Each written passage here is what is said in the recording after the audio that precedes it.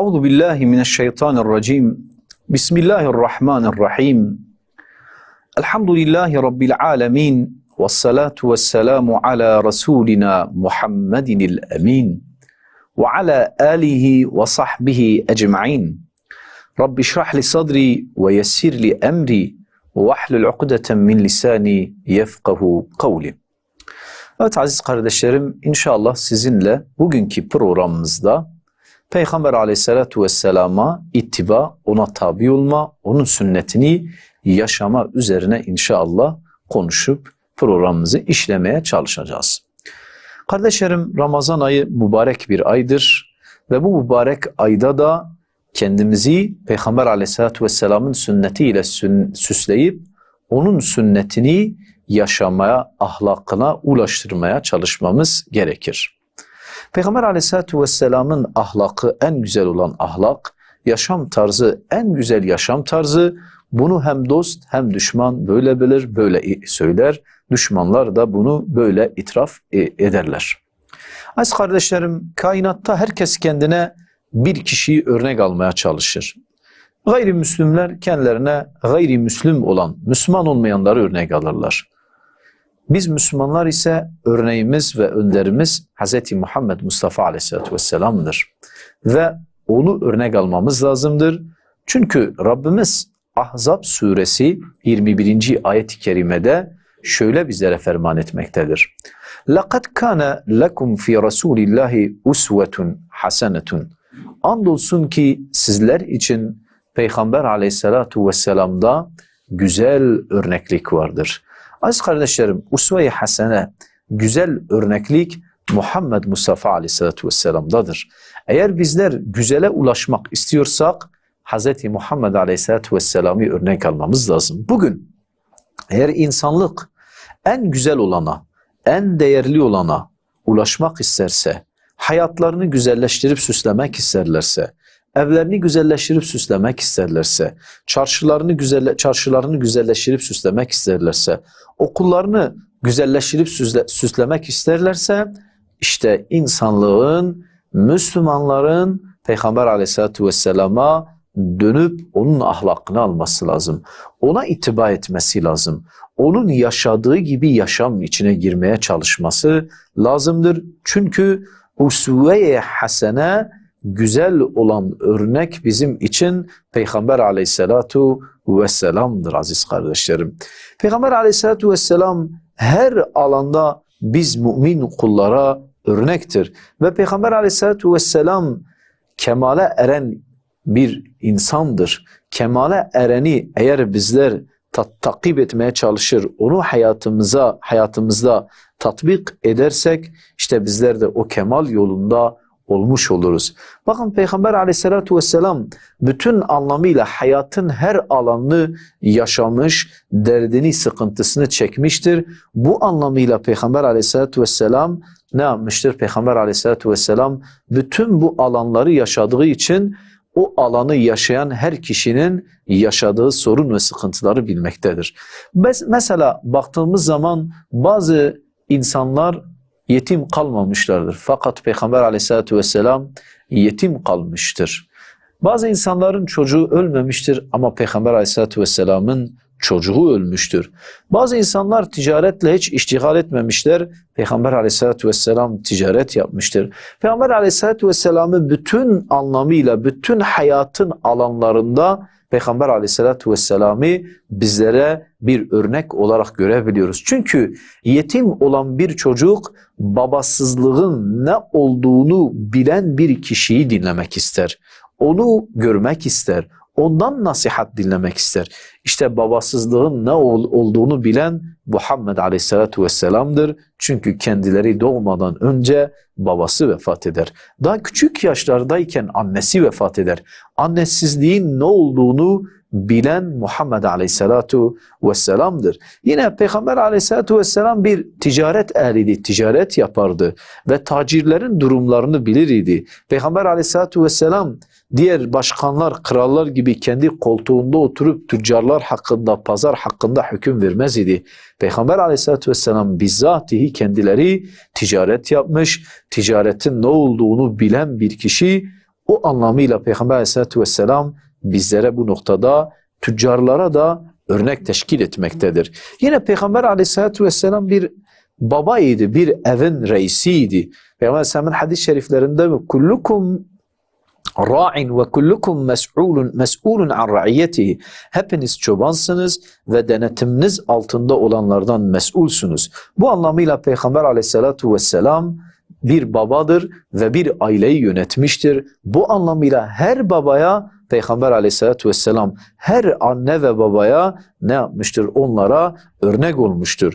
Yine Peygamber Aleyhisselatü Vesselam'ın çocukları vefat ediyor. Çocuğu vefat eden kişilere Peygamber Aleyhisselatü Vesselam bu anlamıyla da örnektir. Çocuğun ölümünü, kız çocuğu erkek çocuğunun ölümünün ne olduğunu bilen Muhammed Aleyhisselatü Vesselam'dır. Çünkü Peygamber Aleyhisselatü Vesselam'ın kız çocuğu da vefat ediyor, erkek çocuğu da vefat ediyor. Bugün çocuk acısıyla yananlar, Peygamber Aleyhisselatü Vesselam onları en iyi bir şekilde anlamış ve örnek alınması gereken bir kişi varsa Allah'ın emrinin bu olduğunu söylüyor ve Peygamber Aleyhisselatü Vesselam'a ittiba etmeyi ne yapmaktadır? Bizlere Kur'an'da, sünnette bizlere bunu tavsiye etmektedir. Yine Peygamber Aleyhisselatü Vesselam bir komutandı. Bir savaşa gittiği zaman savaş komutanıydı. Bu anlamıyla Peygamber Aleyhisselam komutanlığın ne olduğunu da bilmekteydi. Onu da yaşamıştı. Yine Peygamber Aleyhisselatü Vesselam bir devlet yöneten bir devlet başkanıydı.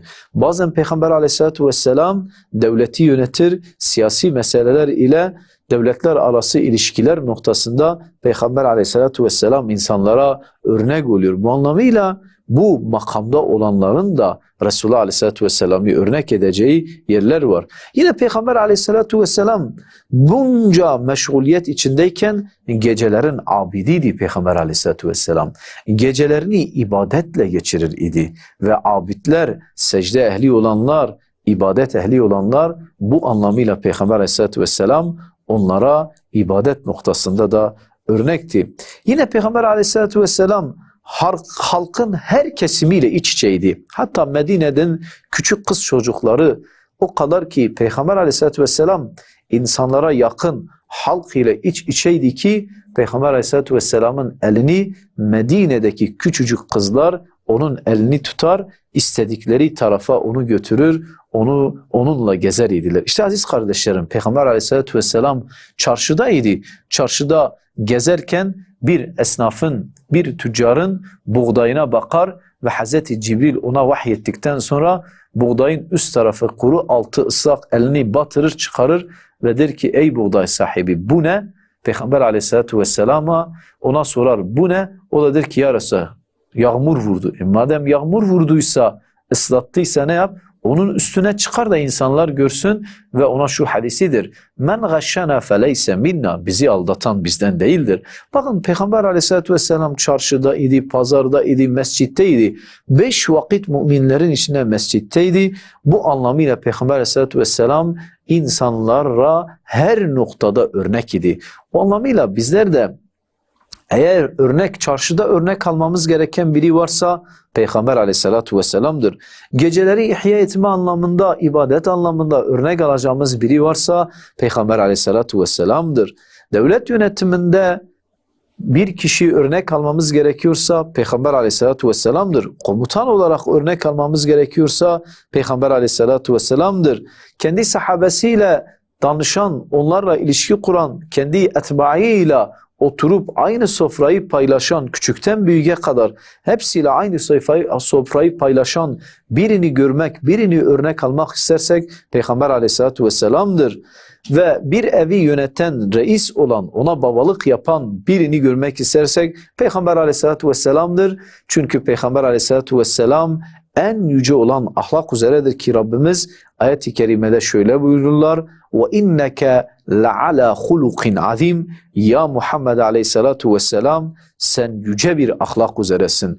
Peygamber Aleyhisselatü Vesselam'dan doğruluğu, sözün doğruluğunu öğrenmek istersek, ona bu konuda ittiba etmek istersek Peygamber Aleyhisselatü Vesselam'ın hadis-i şeriflerinde buyurduğu gibi inna sidqa yehdi ilel birri ve innel birra yehdi ilel cenneti. Doğruluk insanı iyiliğe, İyilik de insanı cennete götürür. Ve inner racule la yasduqu hatta yuktebe indallahi sıddiqan. Adam doğru söylemeye devam eder ta ki Allah katında sıddıklardan yazılsın. Yine Peygamber Aleyhisselatü Vesselam'ın merhametini örnek almak istediğimizde Peygamber Aleyhisselam hadis-i şeriflerinde şöyle buyuruyor. İrhamu men fil ardi yerhamukum men fis sema. Yeryüzünde olanlara merhamet edin ki gökteki de sizlere merhamet etsin. Yine Peygamber Aleyhisselam men lem yerham la yurham. Merhamet etmeyene merhamet edilmez. Yine Peygamber Aleyhisselatü Vesselam'ın adaletini gördüğümüz zaman Peygamber Aleyhisselatü Vesselam adalet noktasında Mahzumiye kabilesinden bir kadın hırsızlık yapar.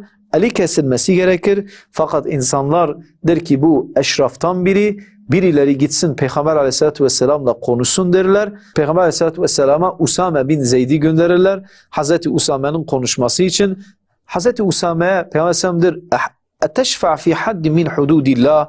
Allah'ın hadlerinden bir had noktasında sen şefaat mi diliyorsun ey Usame? Daha sonra sahabelerin karşısına çıkar. Şöyledir. İnnema ehleke men kana qablekum. Sizlerden öncekileri helak eden şuydu. İza saraka fihimuş şerifu terekuhu. Onlardan eşraftan biri hırsızlık yapar ise onu bırakır idiler. Ve iza saraka fihimud daifu. Onlardan zayıf olan biri eğer hırsızlık yapsaydı aqamu aleyhil hadde, haddi ona uygular idiler. Veymullah, Allah'a yeminler olsun ki lev enne Fatimete binti Muhammedin sarakat laqata'tu yedeha.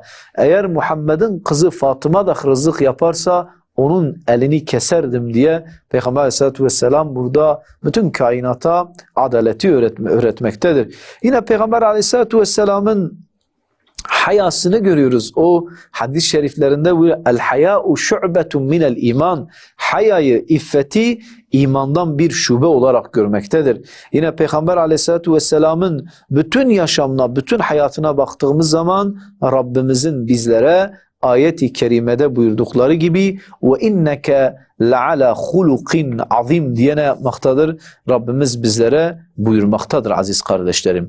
Bu anlamıyla Muhammed Aleyhisselatu Vesselam bizlere en büyük örnek, en güzel örnektir. Bizlerin Peygamber Aleyhisselatu Vesselam'a bize getirdiklerini gücümüz olduğunca bunu alıp bununla amel edip hayatımızda tatbik etmemiz gerekir aziz kardeşlerim. Bakın Haşr suresinde Rabbimiz şöyle buyurmaktadır. وَمَا آتَاكُمُ الرَّسُولُ فَخُذُوهُ وَمَا نَهَاكُمْ عَنْهُ فَانْتَهُوا. Peygamber Aleyhisselatü Vesselam'ın sizlere verdiğini alınız ve sizden nehyettiğinden de kaçınınız diye Rabbimiz buyurmaktadır. Yine Rabbimiz Ali İmran suresinde şöyle buyurmaktadır. قُلْ اِنْ كُنْتُمْ تُحِبُّونَ اللّٰهَ فَاتَّبِعُونِي يُحْبِبْكُمُ اللّٰهِ. De ki ya Muhammed Aleyhisselatü Vesselam eğer sizler Allah'ı seviyor iseniz bana tabi olun ki Allah da sizleri sevsin ve yaghfir lekum zunubekum ve sizlerin günahlarınızı affeylesin diye Rabbimiz buyurmaktadır. Demek ki kardeşlerim Allah'ın sevgisine ulaşmanın yolu, günahların bağışlanmasının yolu Peygamber Aleyhisselatü Vesselam'a tabi olmaktır.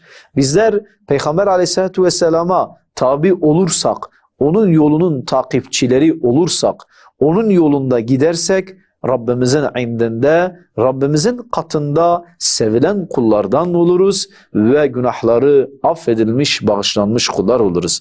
Yine bakın Rabbimiz şöyle buyurmaktadır. Bir konuda anlaşmasızlığa düştüğümüz zaman gideceğimiz yerin Allah ve Resulü olduğunu bizlere buyurmaktadır.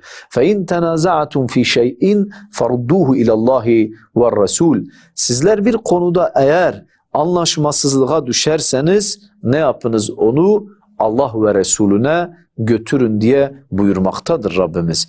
Yine Allah Resulullah Aleyhisselatü Vesselam'a itaat etmeyi kendine itaat etmek olarak görmüştür. Bakın Peygamber Aleyhisselatü Vesselam buyuruyorlar. Men yuti'ir Rasule fekad ata'allah. Kim Resulullah Aleyhisselatü Vesselam'a itaat ederse şüphesiz ki Allah'a itaat etmiştir. Evet kardeşlerim, dediğimiz gibi en güzel olana, en güzel yaşama, en güzel ahlaka ulaşmanın yolu Peygamber aleyhissalatu vesselama tabi olmaktır.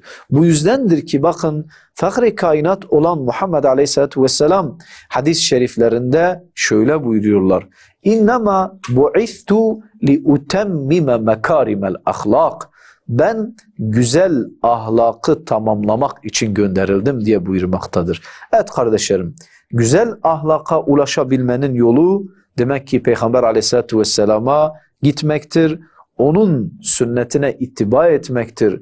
Onun sünnetinden alıp kendi hayatımızda tatbik etmekle güzel olan ahlaka bu şekilde ulaşmaya çalışırız. Çünkü Peygamber aleyhissalatu vesselamın şu kainata geliş sebebi hadis-i şeriflerinde bizlere beyan ettiği gibi, hadis-i şeriflerinde bizlere buyurduğu gibi innema bu'istu li utemmime mekarimel ahlak. Ben güzel ahlakı tamamlamak için gönderildim.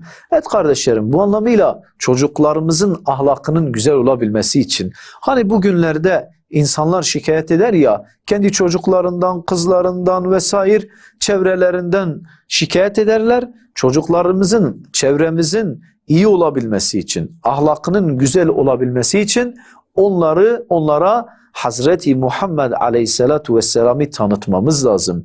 Onlara Hazreti Muhammed Aleyhisselatu Vesselam'ı okutmamız lazım. Hele şu Ramazan ayında aziz kardeşlerim, zihinlerin saf ve pak olduğu bu ayda ne yapalım? Peygamber Aleyhisselatu Vesselam'ın kısa bir sireti dahi olsa onu öğrenip okumamız lazımdır aziz kardeşlerim. Ki bizler Peygamber Aleyhisselatü Vesselam'ı tanıyalım. Peygamber Aleyhisselatü Vesselam nasıl hareket etti, neler yaptı, neler işledi, kendi muhataplarıyla nasıl konuşur idi Peygamber Aleyhisselatü Vesselam.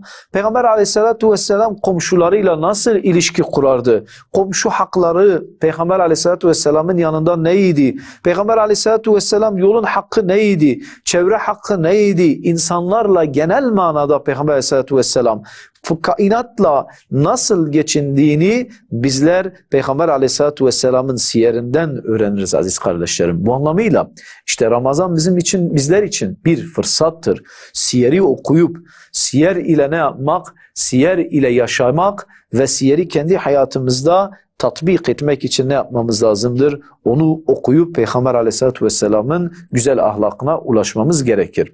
Bakın aziz kardeşlerim, yine İmam Bukhari ve Müslim'in Ebu Hureyre'den rivayet ettiği bir hadis-i şerifte Resulullah Aleyhisselatü Vesselam bizlere şöyle buyururlar. Kullu ummeti yedhulûnel cennete. Benim bütün ümmetim cennete girecek illa men eba. İlla kim istemezse cennete girmeyi. Kim bunu reddederse. Ve kîle ve men yeba ya Resulallah. Peygamber Aleyhisselatü Vesselam'a sahabe-i kiram sorur. Ey Allah'ın Resulü, kimler cennete girmeyi istemez? قَالَ مَنْ أَطَاعَنِي دَخَلَ الْجَنَّةِ. Kim bana itaat ederse cennete girer. وَمَنْ عَصَانِي فَقَدْ أَبَى.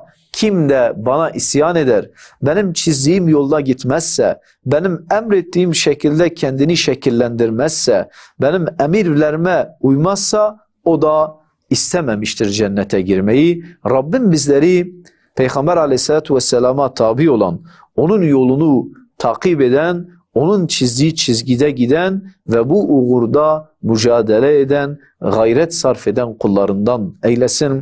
Ve ahiru da'vana enilhamdülillahi rabbil alemin.